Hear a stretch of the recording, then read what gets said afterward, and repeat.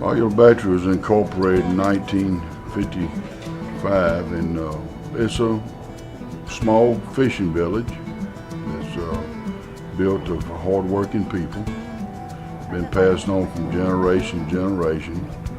Today we have several different cultures: Asian, Hispanic, white American, and black American. They're all hard-working people. This is definitely not a summer resort. This is a working community.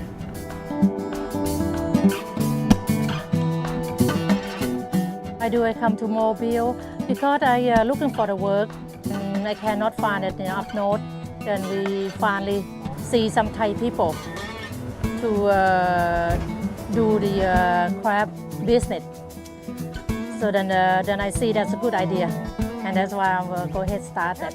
Then I like it, the hard job, hard work, but I do like to do it because it's freedom. My aunt, uncle live here, and also that I want to open my own business.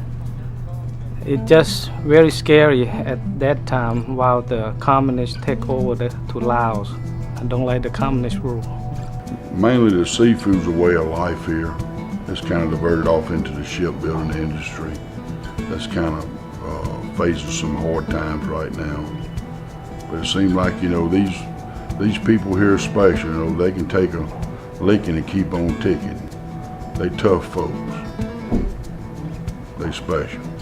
Asian communities in the South Mobile County is very diversity. Asian people think it's just one country, but actually it's more about 11 different cultures here at the South Mobile County.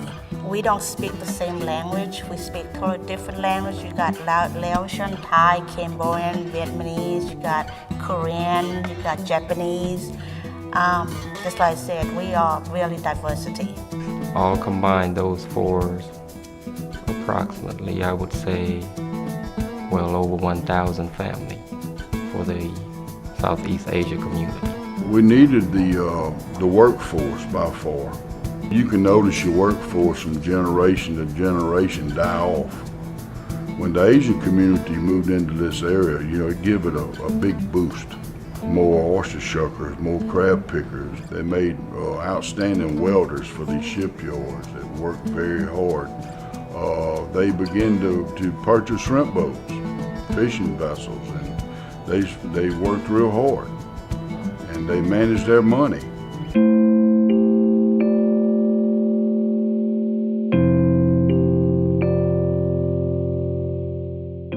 What Bolivar Battery experienced from Hurricane Katrina was pure hell.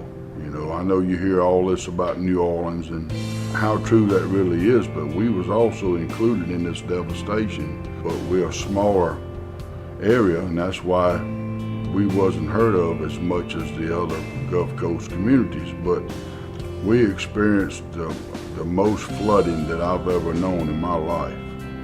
The winds was bad, but it wasn't as bad as the water. As small as what this community is, we had 800 homes flooded. And the thing about it is, only 8% of them had flood insurance.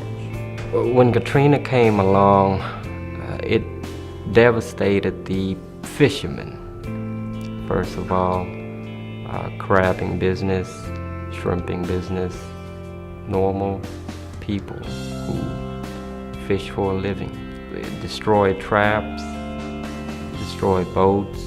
Some of these seafood industry, such as crab shop, that's what we call it here, are being destroyed by Katrina as well.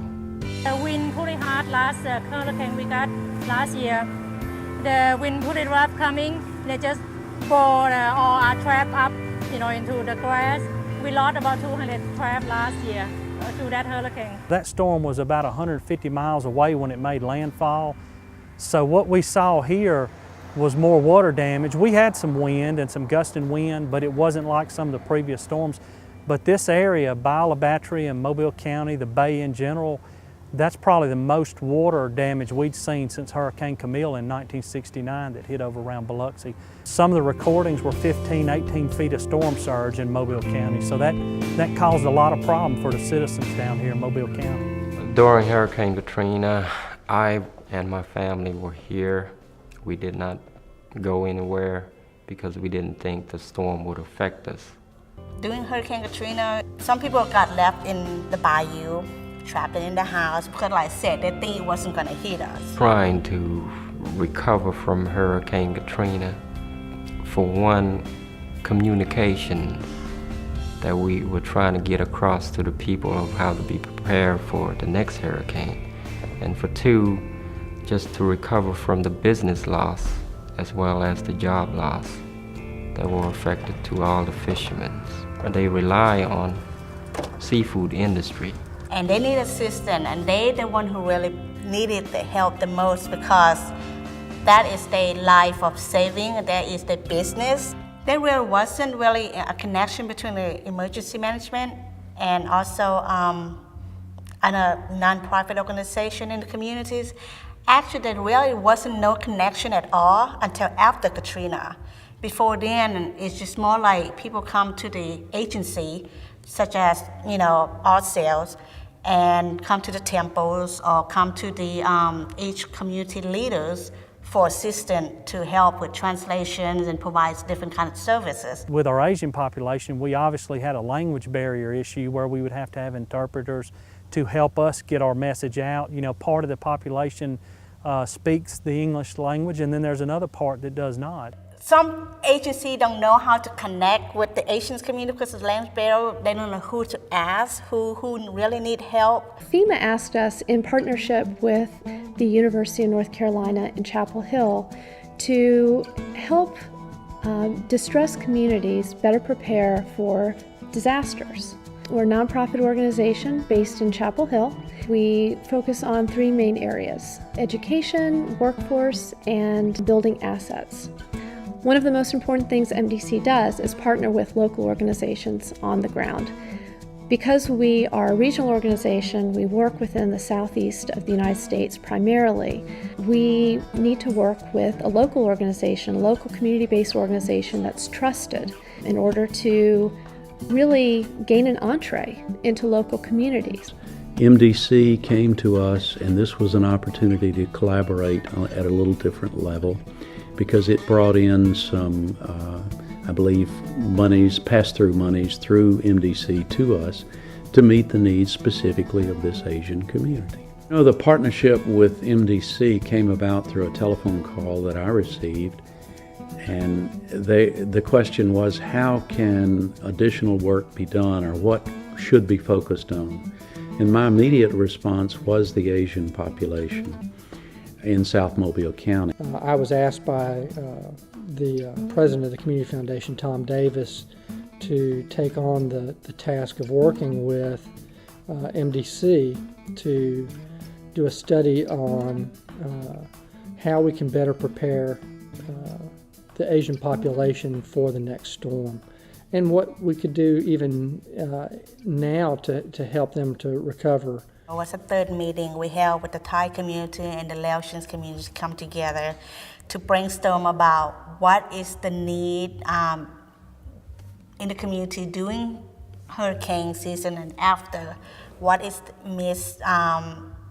wasn't provided out there. The purpose of this project is really to help the Asian population in South Mobile County, around Bayou La Battery and the unincorporated area surrounding that, to preserve its assets from being further damaged from the next disaster. MDC came to this particular site. We start talking about, let's focus on one particular important things for the whole communities. And that's where we have brainstorm and have the idea of what we need best for the community, and we end up of building a distribution center. The warehouse piece of the MDC project was developed, one, because they had already started it, and it was affordable. There was very little that we needed to put into that as far as a financial contribution to get that job completed. So it was a no-brainer from our perspective to be able to help them to complete this project. One of the things that MDC, the grant, allowed us to do was create an endowment fund for the Cambodian American community. It will be a small fund, but it will grow. In the times of disaster, grants can be made from this fund to disaster-related causes. We still working on together on especially the new calendar that try to make people that be aware of what they need in case the hurricane's coming. We build strong partnerships. We feel it's important to build trust in communities. We provide technical assistance to organizations. We support projects with funding, sometimes from our foundation partners. It's no doubt that we've all learned a real hard lesson from Katrina. And it's like now, I think if I issue a mandatory evacuation, people's gonna get the hell out of here. But a lot of the older Asian people uses their children, their school kids, they can speak very good English. I think we have by far better communication today than ever before. But as right now, what they're doing to themselves is trying to prepare them for the next disaster. And now they know what to do and who to contact. I think we got a better understanding today what everybody needs to do if a disaster was to come in. And I think that we're all on the same page. I think we got a good relationship, working relationship amongst all the organizations and all the government entities.